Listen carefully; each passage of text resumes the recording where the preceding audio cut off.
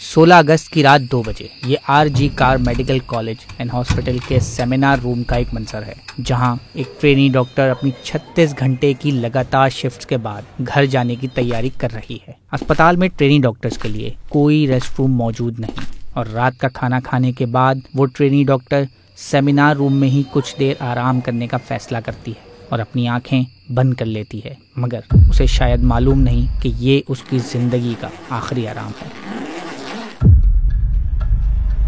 جی ہاں، بات ہو رہی ہے are G Kar medical college میں دوسرے سال کی ٹرینی ڈاکٹر کی، جس کے لرزہ خیز ریپ اور قتل کی واردات نے نہ صرف بھارت میں موجود لوگوں بلکہ ہر ذی شعور آدمی کو ہلا کر رکھ دیا ہے۔ بھارتی میڈیا کے مطابق ابتدائی طور پر اسپتال کے عملے نے واقعے کو خودکشی کا رنگ دینے کی کوشش کی اور گھر والوں کو بتایا گیا کہ ان کی بیٹی نے خودکشی کر لی ہے، مگر گھر والوں کے اصرار پر جب پوسٹ مارٹم کیا گیا تو لڑکی کے جسم پر بدترین تشدد اور ریپ کی تصدیق ہوئی۔ آنکھوں، منہ، نازک جسمانی اعضاء، ہاتھوں اور پیٹ سمیت جسم کے 14 مقامات پر تشدد کے نشانات پائے گئے۔ پولیس کا ماننا ہے کہ 31 سالہ میڈیکل کی طالبہ کو مبینہ طور پر پہلے قتل اور پھر اس کا ریپ کیا گیا۔ حکام کا ماننا ہے کہ ملزم نے لڑکی پر نیند کی حالت میں حملہ کیا، مگر اس کے باوجود اس کو شدید مزاحمت کا سامنا کرنا پڑا۔ اسپتال کے ایک ملازم کو اس قتل کے الزام میں گرفتار کیا گیا ہے، اور بھارتی میڈیا کے مطابق ماضی میں بھی اس کو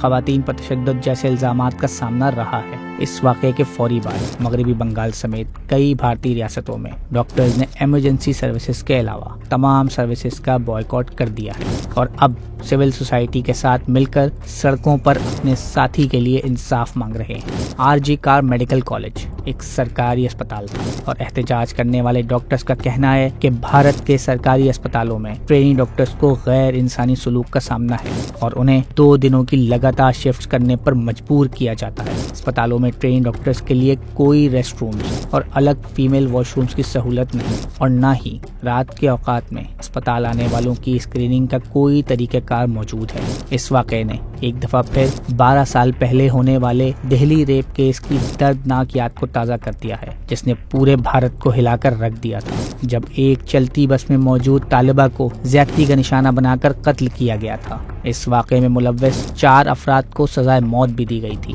مگر اس کے باوجود صورتحال میں کوئی بہتری نہیں آئی۔ بھارت کے نیشنل کرائم ریکارڈز بیورو کے مطابق 2012 میں سالانہ رپورٹ ہونے والے ریپ کیسز کی تعداد 25,000 تھی، جو کہ آنے والے سالوں میں بڑھ چکی ہے، اور حکومتی اعداد و شمار کے مطابق یہ نمبر اب 30,000 سالانہ کا ہندسہ عبور کر چکا ہے، اور ہر 15 منٹ میں ایک خاتون جنسی استحصال کے واقعے کو رپورٹ کرتی ہے۔ یہی نہیں، بھارتی میڈیا کے مطابق لوک سبھا کے 15 ممبران خواتین سے متعلق جرائم کے الزام کا سامنا کر رہے ہیں، جن میں سے 2 پر ریپ کے الزامات بھی ہیں۔ دنیا بھر سے اس واقعے پر تشویش کا اظہار کیا جا رہا ہے، اور ہیومن رائٹس واچ کا کہنا ہے کہ بھارت میں موجود خواتین اور لڑکیوں کو بلا خوف و خطر کام کرنے اور جینے کا حق ہے۔ بھارتی وزیر اعظم نریندر مودی نے بھی اس واقعے پر ایک پیغام دیا ہے کہ جب بلاत्कार کی یا مہیلاؤں پر اتیاچار کی گھٹنائیں گھٹتی ہیں تو اس کی بہت چرچا ہوتی ہے، بہت پرچار ہوتا ہے، میڈیا میں چھایا رہتا ہے، لیکن جب ایسے راکشسی منوورتی ویکتی کو سزا ہوتی ہے تو وہ خبروں میں کہیں نظر نہیں آتی ہے، کونے میں کہیں پڑا رہتا ہے۔ اب سمے کی مانگ ہے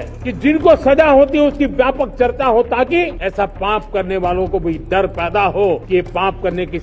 حالت یہ ہوتی ہے کہ پھانسی پر لٹکنا پڑتا ہے، اور مجھے لگتا ہے کہ ڈر پیدا کرنا بہت ضروری ہے۔ مزید نیوز اپ ڈیٹس اور ڈیجیٹل سٹوریز کے لیے سبسکرائب کریں ڈان نیوز پاکستان۔